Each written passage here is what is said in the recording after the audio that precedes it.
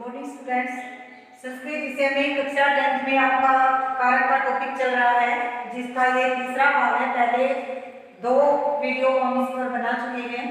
अगर आप लोगों ने नहीं देखे हैं तो देख लेना, क्योंकि आगे का तभी समझ में आएगा जब हम उसको शुरू से देखेंगे। ठीक है, तो कारक में हमने पढ़ा था प्रथमा विभक्ति कहाँ कैसे लगती है, दूसरी विभक्ति हमने स्टार्ट कर रखी है कि कर्म कारक द्वितीय विभक्ति कहाँ कहाँ पर हम प्रयोग करते हैं। अब हमारा अगला सूत्र है उपान उपान वध्याम वस। उपान वध्याम वस, ये है हमारा कारक में द्वितीय विभक्ति कर्म कारक में अगला सूत्र।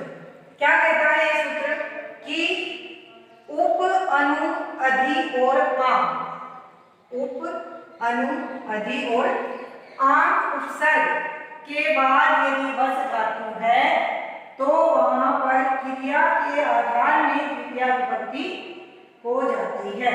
अर्थात अगर हम इसको लिखेंगे तो कैसे लिखेंगे, यहां से लिखते हैं अर्थात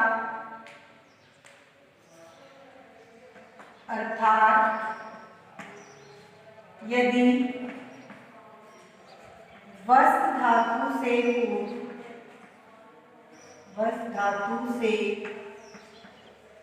पूर्व 4 उपसर्ग है हमारे सूत्र में। कौन से उप अनु अधि और आम। अलग अलग करके जब हम इनको लिखेंगे तो क्या लिखेंगे, उप अनु अधि और आम। उप अनु अधि और आम, अर्थात यदि वस धातु से पूर्व उप अनु अधि और आम उपसर्ग है तो आम उपसर्ग है तो वहां पर क्रिया के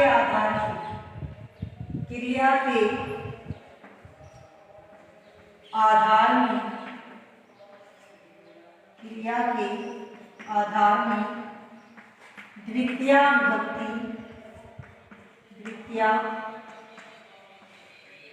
विभक्ति होती है।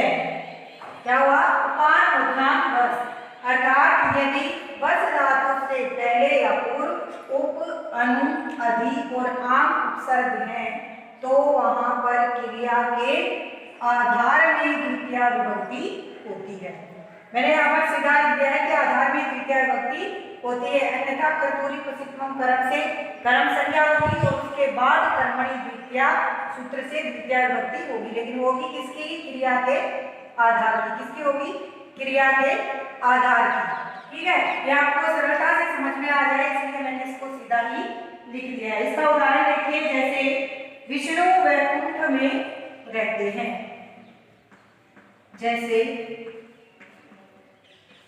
विष्णु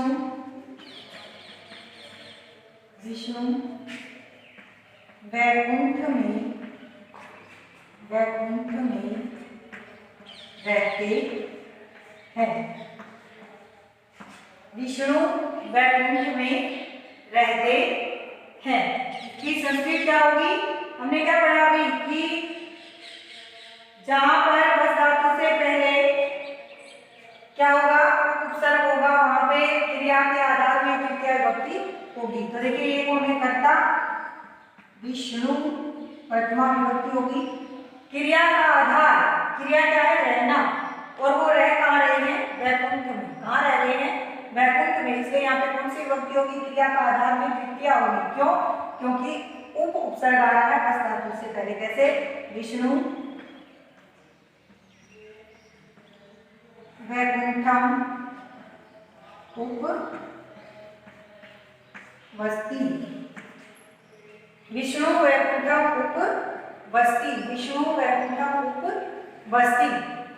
और देखिए जैसे दूसरे उत्तर का देखते हैं हम, हिंदी वाक्य क्या बन जाएगा, जैसे विष्णु वैकुंठ में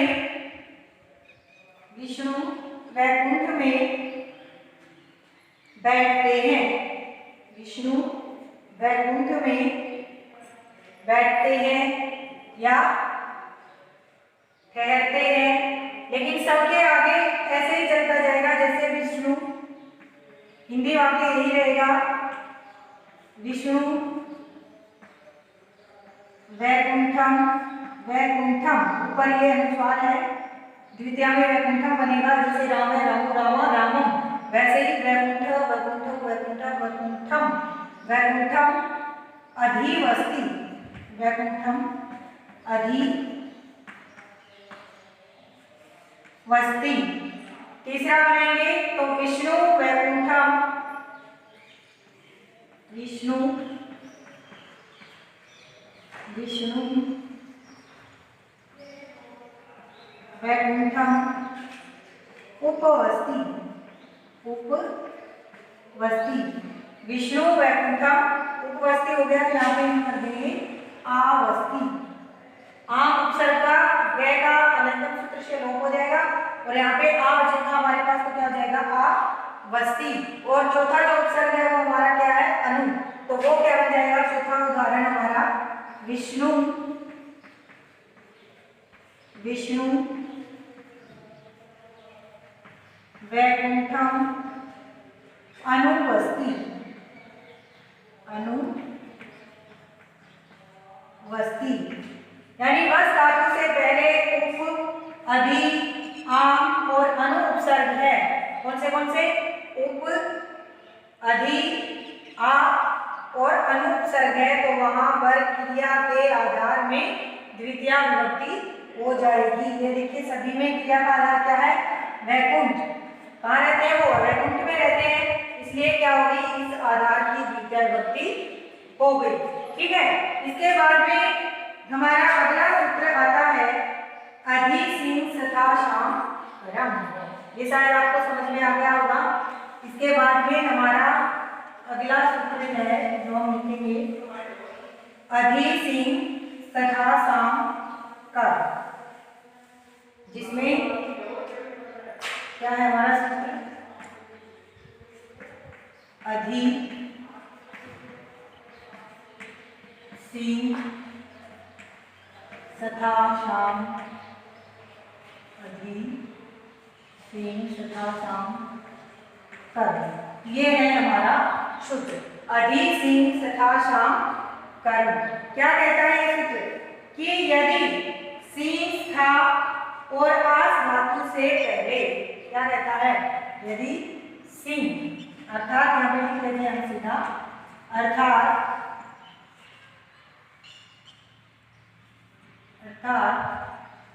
सिंह यानी शयन करना, धातु सी मतलब सोना, शयन करना। ठीक है, उसके बाद में अस, अस यानी बैठना।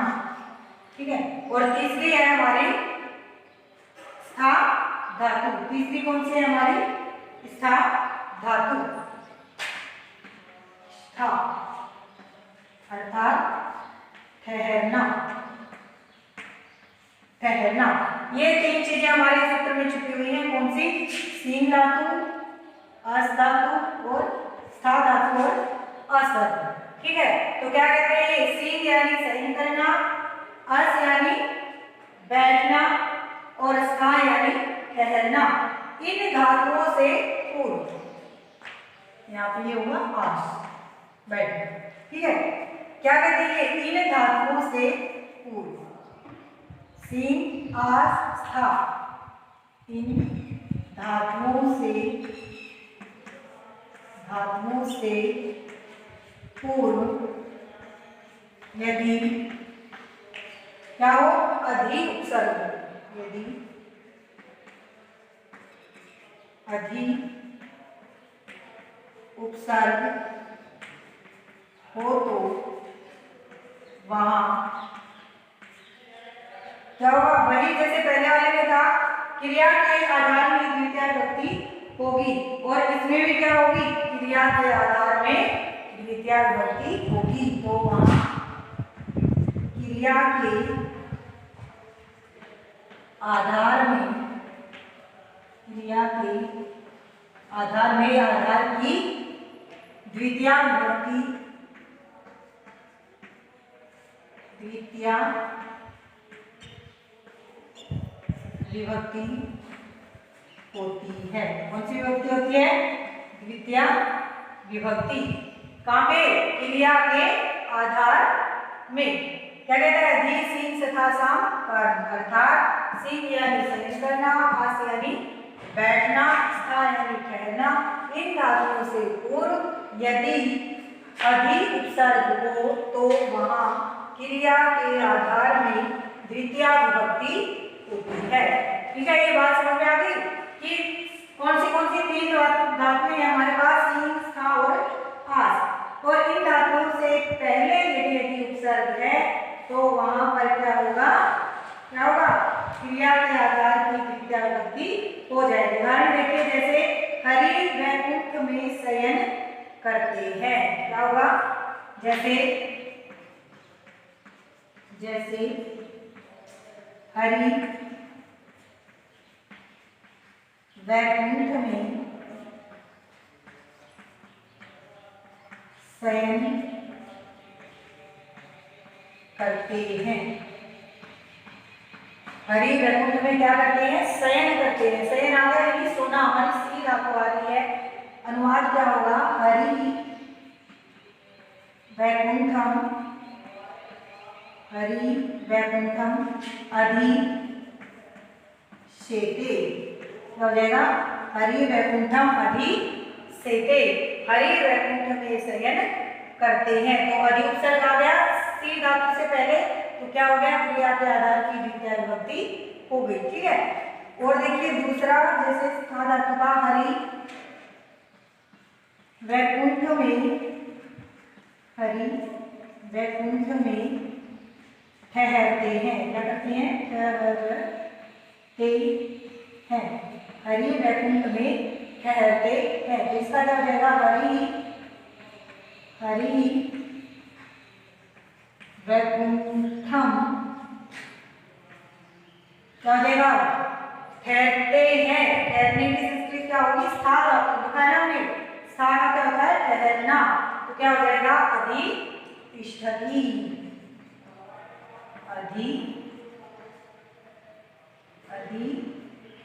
अधितिष्ठति। क्या हो जाएगा? अधितिष्ठति। अब हमारी एक धातु और बचती है, कौन सी? आस। उसका कैसे बनेगा? जैसे हरि वैकुंठ में बैठते हैं, तो क्या बचेगा? हरि वैकुंठम अध्यासते, हरि वैकुंठम अध्यासते। ये वो लिख लेते हैं हम अगला उदाहरण, जैसे फिर आपको अच्छे से ये समझ में आ जाएगा। तीसरा, जैसे ये तो हमारा पहला था, ये दूसरा, तीसरा क्या बनेगा इसका? हरि वैकुंठ में, हरि वैकुंठ में क्या करते हैं? ठहरना हो गया, सोना हो गया, तो क्या होगा? बैठते हैं, बैठते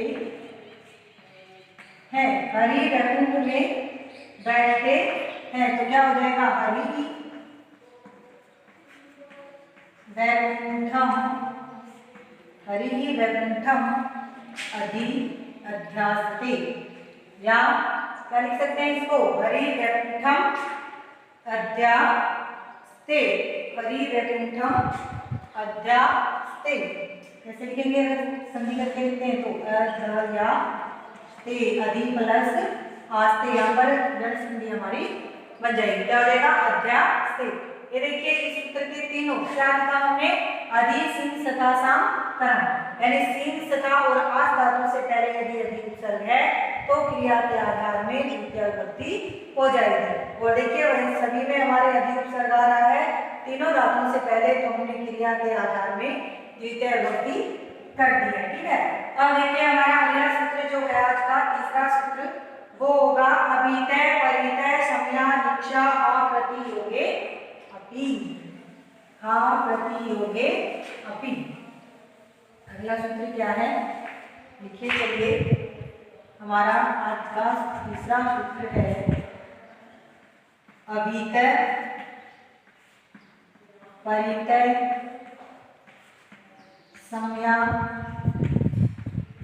निक्षा हा प्रति योगे अपि ये अंग रहता है और ये हमारा पूरा एक सूत्र है। क्या है? अभितय परितय संज्ञा निक्षा हा प्रति योगे अपि। क्या कहता है ये सूत्र? एक बार इसको समझ लो। क्या कहता है कि अभितय परितय संज्ञा निक्षा हा और प्रति, कितने शब्द है हमारे सूत्र में? 1 2 3 4 5 और 6। क्या कहते हैं? अभितय यानी दोनों ओर, परितय यानी चारों ओर, संज्ञा समीप में, निक्षा समीप में, हा यानी किसी चीज का आश्चर्य दिखाने के लिए, प्रति की ओर। इन शब्दों के योग में भी क्या होती है? द्वितीया विभक्ति होती है। इन शब्दों के योग में भी द्वितीया विभक्ति होती है। चलिए इसको हिंदी में थोड़ा खोलकर हम लिख लेते हैं तो आपको समझने में और भी आसानी हो जाएगी। ठीक है?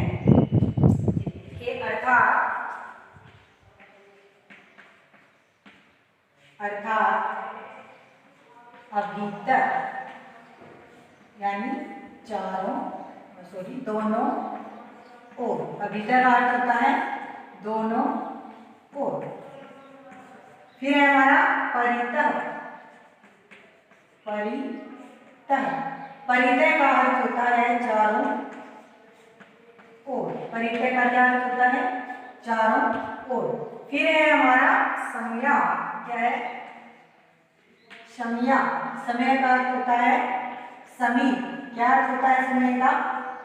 समीप। फिर है हमारा निकषा। इसका अर्थ होता है निकट, समीप, पास, वही बात है, निकट। फिर है हमारा हा। हा का अर्थ होता है शोक। फिर है हमारा प्रति। आगे लिख लेते हैं इसको। क्या है हमारा अगला शब्द? प्रति। प्रति का अर्थ होता है की ओर। ठीक है? ये शब्द हमारे सूत्र में छुपे हुए हैं। कौन से? अभितय यानी दोनों ओर, परितय यानी चारों ओर, संज्ञा यानी समीप, निक्षा यानी निकट और हा यानी शोक और प्रति यानी की ओर। इन 6 शब्दों के योग से भी द्वितीय विभक्ति का प्रयोग होता है। अभी लिखेंगे हम इन 6 शब्दों के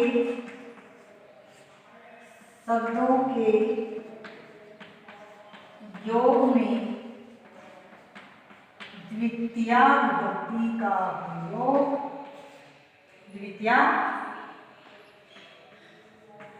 विभक्ति का प्रयोग किया जाता है। क्या किया जाता है? द्वितीय विभक्ति का प्रयोग किया जाता है। क्या किया जाता है? द्वितीय विभक्ति का प्रयोग किया जाता है। कहाँ कहाँ? अभितय दोनों ओर, परितय चारों ओर, संज्ञा समीप, निकटय पास में या निकट, निक्षा का हा यानी शोक के लिए और प्रति यानी की ओर। शोक मतलब दुख वाला शोक है ये। ठीक है? एक शोक होता है किसी चीज को करने का शोक यानी चाव, और एक शोक होता है दुख प्रकट करने के लिए। ठीक है? तो ये हमारा शोक कौन सा है? दुख या शोक। अब इसके कुछ उदाहरण हम देखते हैं, इनको आप समझ लें, फिर दोबारा वीडियो देख के आपको बता देना। ठीक है? चलिए इसके उदाहरण देखिए। जैसे गांव के दोनों ओर। गांव के दोनों ओर उदाहरण है पहला। जैसे गांव के दोनों ओर नदियां बहती हैं। गांव के दोनों ओर नदियां बहती हैं। क्या है? गांव के दोनों ओर नदियां बहती हैं। तो क्या हो जाएगा? कहाँ पे हमें द्वितीय विभक्ति करनी है? देखिए नदियां दोनों ओर। गांव के दोनों ओर नदियां दोनों ओर। पे बीच में और है और। गांव के दोनों ओर नदियां बहती हैं, तो क्या हो जाएगा ग्रामम। दोनों ओर की संस्कृति क्या है हमारी अभितर। ग्रामम अभितर, दो नदियां हैं दोनों ओर, तो क्या होगा नद्य नद्यौ और वहतः। क्योंकि जब हमारी क्रिया चलती है सब लोग रट लगा क्या चलेगा बहती बहती बहते बहती वैसी बहते वहत वहां में वहां वहां। तो द्विवचन में नद्यौ द्विवचन है, तो द्विवचन के साथ द्विवचन की क्रिया क्या आएगी वहतः। ग्रामम अभितः नद्यौ वहतः। अगला उदाहरण देखिए, जैसे विद्यालय के चारों ओर हरे वृक्ष हैं। विद्यालय के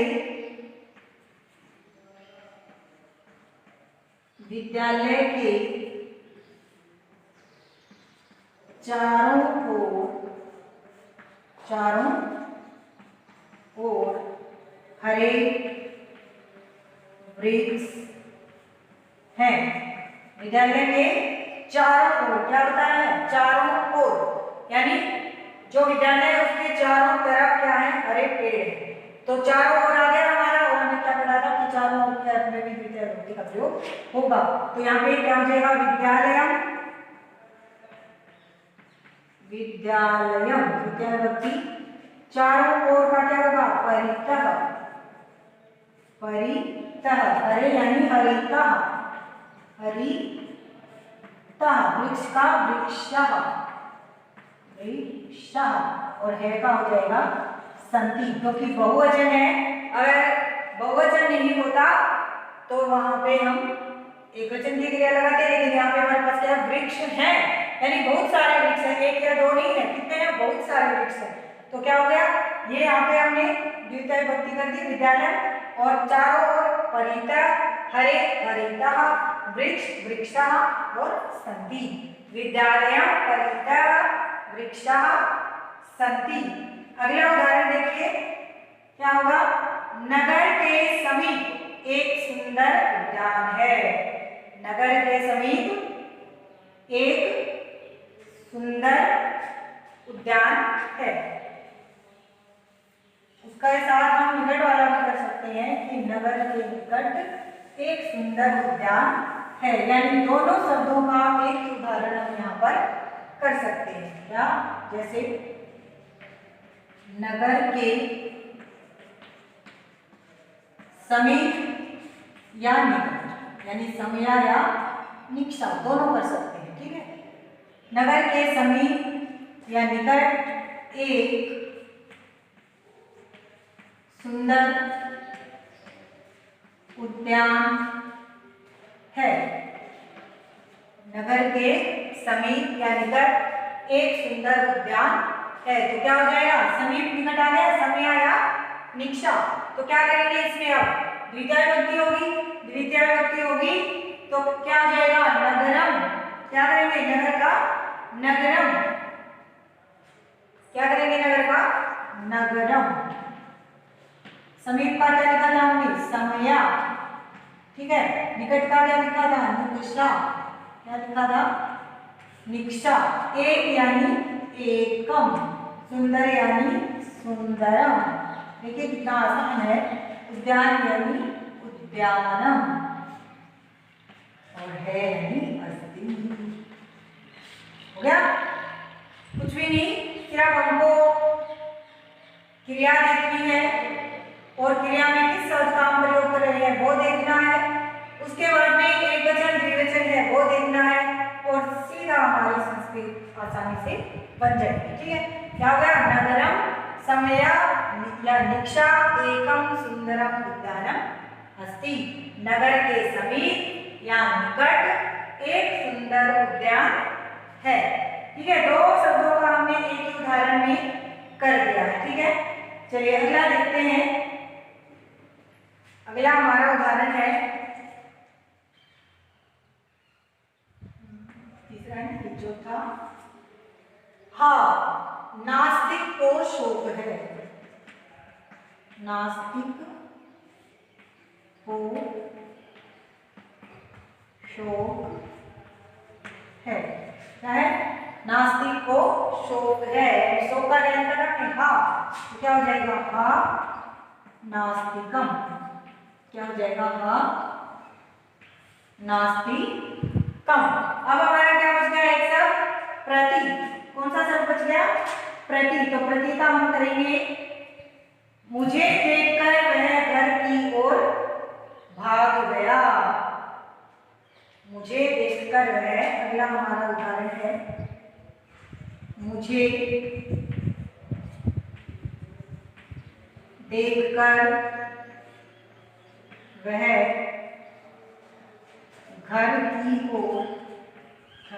की ओर भाग गया, मेरा तरफ या ओर कि घर की ओर भाग गया, तो क्या हो जाएगा मुझे यानी मां, देखकर यानी दृष्ट्वा, मां दृष्ट्वा मुझे देखकर, स वह, गृहम प्रति किसकी ओर भागा है घर की ओर भागा ना, तो हम द्वितीय विभक्ति किसकी करेंगे घर की, तो क्या हो जाएगा गृहम प्रति की ओर, मतलब प्रति ए धावत, गृहम प्रति ए धावत।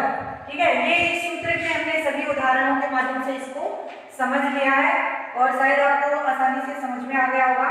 ठीक है, इसके आगे का हम अगली वीडियो में पढ़ेंगे, तब तक जय हिंद।